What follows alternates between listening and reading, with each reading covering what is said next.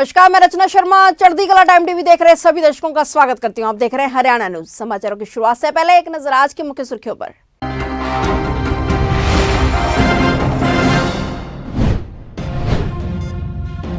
हरियाणा का मानसून सत्र कल से शुरू। विपक्ष के मंसूबों को शून्य करने के लिए भाजपा ने बनाई रणनीति।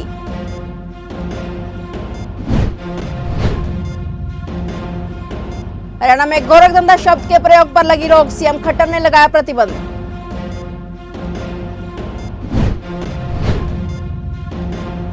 चलाई जा रही प्रधानमंत्री गरीब कल्याण अन्न योजना, लोगों को वितरित किया जा रहा अनाज।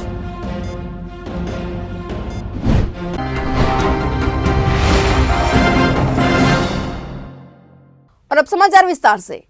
हरियाणा का मानसून सत्र कल शुक्रवार 20 अगस्त से शुरू होने जा रहा है। सत्र में विपक्ष के मंसूबों का शून्य करने के लिए भाजपा ने भी रणनीति तैयार कर ली है। मानसून विधानसभा सत्र के अंदर 10 बिल लाए जाएंगे। 20 अगस्त से प्रारंभ होने वाले विधानसभा सत्र में 21 व 22 अगस्त का अवकाश रहेगा। 20 अगस्त दोपहर 2 बजे यह विधानसभा सत्र शुरू होगा। मानसून सत्र के लिए विधानसभा सचिवालय को 47 विधायकों की ओर से 238 तारांकित और 120 अतारांकित प्रश्नों के नोटिस प्राप्त हुए हैं। विधानसभा के मानसून सत्र में कांग्रेस कई मुद्दों पर सरकार को घेरने की कोशिश कर सकती है। इस बार विधानसभा सत्र के अंदर स्पीकर ज्ञानचंद गुप्ता ने विधायकों के पास पहले दिन ही विधायकों की प्रतियां भेजने की व्यवस्था सुनिश्चित करने को कहा है। मानसून सत्र को लेकर विधानसभा अध्यक्ष ज्ञानचंद गुप्ता का कहना है कि कोविड-19 की गाइडलाइंस को पूरी तरह से फॉलो किया जाएगा। विधानसभा के अंदर सभी विधायक बराबर दूरी पर बैठेंगे। सूत्रों के अनुसार मानसून सत्र में इस बार चप्पे चप्पे पर मार्शल या हरियाणा पुलिस तैनात रहेगी। पुलिस प्रमुख के 7 सूत्रीय सुझाव विधानसभा को पूरी तरह से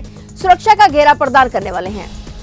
हरियाणा सरकार ने अनैतिक कार्य के लिए आमतौर पर प्रयोग किए जाने वाले गोरखधंधा शब्द के इस्तेमाल पर प्रतिबंध लगा दिया है। हरियाणा के मुख्यमंत्री मनोहर लाल खट्टर ने यह निर्णय गोरखनाथ समुदाय के एक प्रतिनिधि मंडल की उनसे मुलाकात करने के बाद लिया है। प्रतिनिधि मंडल ने मुख्यमंत्री से शब्द के इस्तेमाल पर प्रतिबंध लगाने को आग्रह किया है। समाज के लोगों ने कहा है कि इस शब्द के नकारात्मक अर्थ निकालने से संत गोरखनाथ के अनुयायियों की भावनाओं को ठेस पहुंची है। मुख्यमंत्री ने कहा है कि गुरु गोरखनाथ एक संत है और किसी भी राजभाषा, भाषण या किसी भी संदर्भ में इस शब्द का प्रयोग उनके अनुयायियों की भावनाओं को आहत करता है। इसलिए किसी भी संदर्भ में इस शब्द का उपयोग राज्य में पूरी तरह से प्रतिबंधित कर दिया गया है। सीएम ने कहा है कि प्रदेश में गुरु गोरखनाथ के अनेक अनुयायी हैं, उनकी भावनाएं इस शब्द के इस्तेमाल से आहत नहीं होने देंगे। सरकार का कार्य हर वर्ग की भावनाओं की कद्र करना है। प्रदेश में जब भी किसी समुदाय ने किसी नाम या शब्द को लेकर आपत्ति जताई है, उसे सरकार ने या तो बदला है या उसके उपयोग पर पाबंदी लगाई है।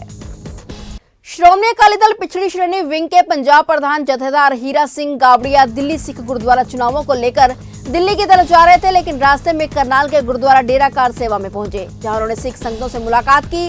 वहीं मीडिया से बातचीत में उन्होंने कहा कि दिल्ली गुरुद्वारा चुनावों में संगत श्रोमणी अकाली दल का साथ देगी। और वहीं विरोधियों पर बोलते हुए गाबड़िया ने कहा कि विरोधियों के बिना चुनाव में मजा भी नहीं आता है। उन्होंने कहा कि अकाली दल ने काम करके दिखाया और संगत सिरसा जी के साथ है और 40 से ज्यादा सीटें अकाली दल के दिल्ली सिख गुरुद्वारा चुनाव में ले आएगी।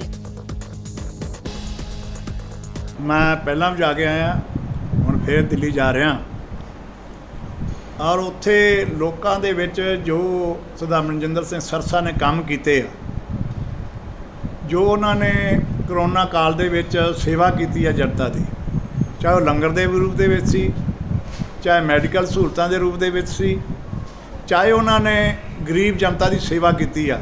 उन्होंने नहीं वेख्या कि किहड़ी बरादरी नाल संबंध रखता, किहड़े धर्म नाल संबंध रखता, किहड़ी कौम नाल संबंध रखता। रख के लोग जिहड़े ने वो सरदार मनजिंदर सिंह सरसा ते उहदा लुख खड़े कीते गए बाल्टी चोण निशान ते लोग बड़ा उत्साह दे नाल तुरे हुए ने। और मैं समझदा कि 40 तो उपर सीटां जिहड़ियां ने वो श्रोमणी अकाली दल ਦੀਆਂ होणगीਆਂ। ਤੁਸੀਂ करनाल तो लंघ रहे हो, हरियाणा ਦੇ ਵਿੱਚ ਵੀ ਜਿਹੜਾ ਪਾਰਟੀ ਦਾ ਜਿਹੜਾ ਮਜ਼ਬੂਤ ਕਰਨ ਦਾ ਕਿਵੇਂ ਰਿਹਾ ਜਾਏਗਾ? ਇਹ ਬਿਲਕੁਲ ਅਸੀਂ ਅੱਜ ਵੀ ਇੱਥੇ ਮੇਰੇ ਰੁਕਣ ਦਾ ਕਾਰਨ ਵੀ ਇਹੋ ਹੀ ਆ ਕਿ ਸ਼੍ਰੋਮਣੀ ਅਕਾਲੀ ਦਲ ਨੂੰ ਕਿਵੇਂ ਮਜ਼ਬੂਤ ਕੀਤਾ ਜਾਵੇ, ਸ਼੍ਰੋਮਣੀ ਅਕਾਲੀ ਦਲ ਦੇ ਸਾਰੇ ਅੰਗਾਂ ਨੂੰ ਕਿਵੇਂ ਮਜ਼ਬੂਤ ਕੀਤਾ ਜਾਵੇ।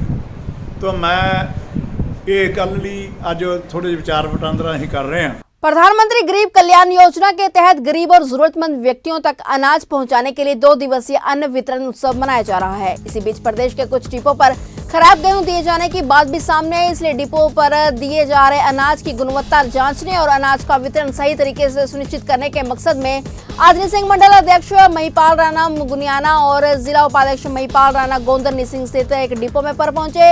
यहां पहुंचकर दोनों ने लोगों में वितरित किए जा रहे गेहूं की गुणवत्ता और वजन की जांच की। और इस मौके पर मंडल अध्यक्ष महिपाल राणा ने कहा है कि इस योजना से 80 करोड़ लोगों तक अनाज पहुंचाया जा रहा है। उन्होंने कहा है कि सरकार का मकसद है कि कोई भी गरीब भूखा न सोए। और इसी के साथ जिला उपाध्यक्ष ने भी पीएम गरीब कल्याण अन्न योजना के जरिए गरीबों की मदद करने के लिए प्रधानमंत्री और मुख्यमंत्री मनोहर लाल खट्टर का धन्यवाद किया। उन्होंने कहा कि कोरोना काल में शुरू की गई यह योजना आगामी दिवाली तक ऐसे ही चलेगी। और माननीय प्रधानमंत्री जी ने प्रधानमंत्री ग्रामीण कल्याण अन्न योजना के तहत लोगों को 80 करोड़ लोगों को फ्री में राशन देने का काम कर रही है, जिससे लोग बहुत खुश हैं।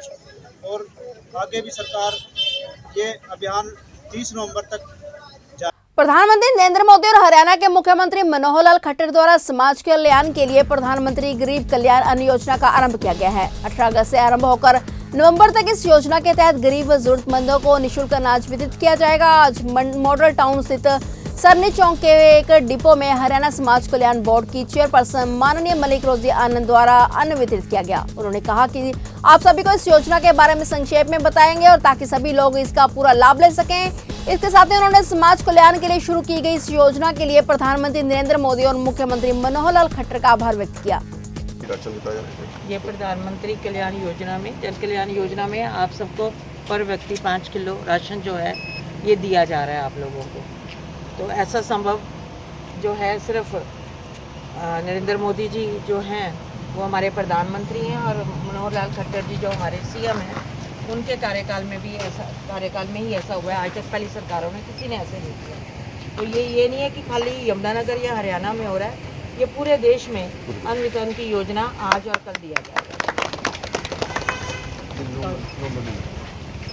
नवंबर में देगा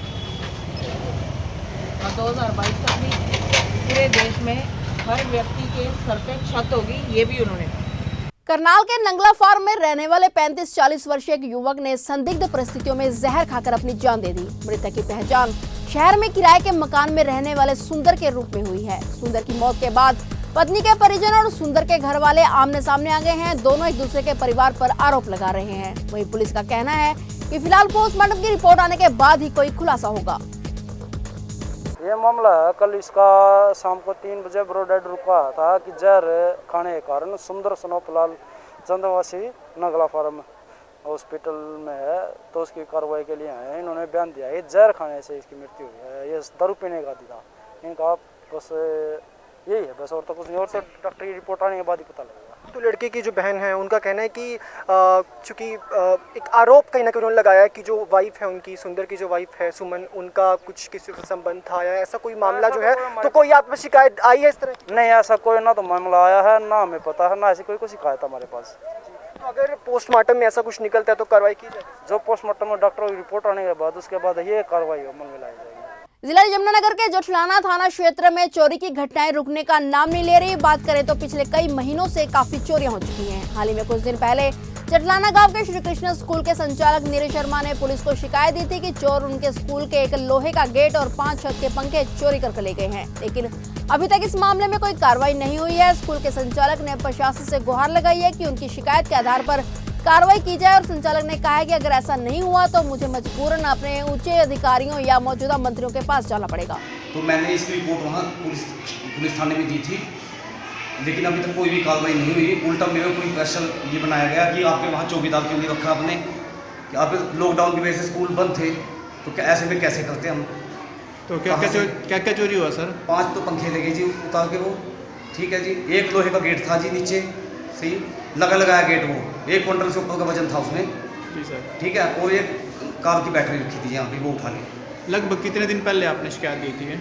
मैंने लगभग 10 दिन पहले की शिकायत दी। हरियाणा वासियों के लिए राहत भरी खबर है। आज रात्रि से मौसम में बदलाव संभावित है। मौसम विज्ञानियों ने इसको लेकर पहले ही पूर्वानुमान जारी कर दिया है। अगर सब कुछ ठीक रहा तो शुक्रवार को प्रदेश में कुछ इलाकों में बारिश होने की संभावना है। राज्य में 19 अगस्त देर रात्रि से मौसम में बदलाव या 20 अगस्त से 23 अगस्त के दौरान बीच बीच में राज्य के ज्यादातर क्षेत्रों में हवाओं व गरज चमक के साथ बारिश होने की संभावना है, जिससे दिन के तापमान में गिरावट होने की संभावना है। इस दौरान उत्तर व दक्षिण पूर्व हरियाणा के कुछ स्थानों पर तेज बारिश भी की हुई संभावना है और दक्षिण पश्चिम मानसून की बेरुखी के चलते हरियाणा में मानसून पर ब्रेक लग गया है। फिलहाल हरियाणा न्यूज में इतना ही। तब तक के लिए देखते रहिए चढ़ती कला टाइम टीवी और मुझे दीजिए इजाजत। धन्यवाद।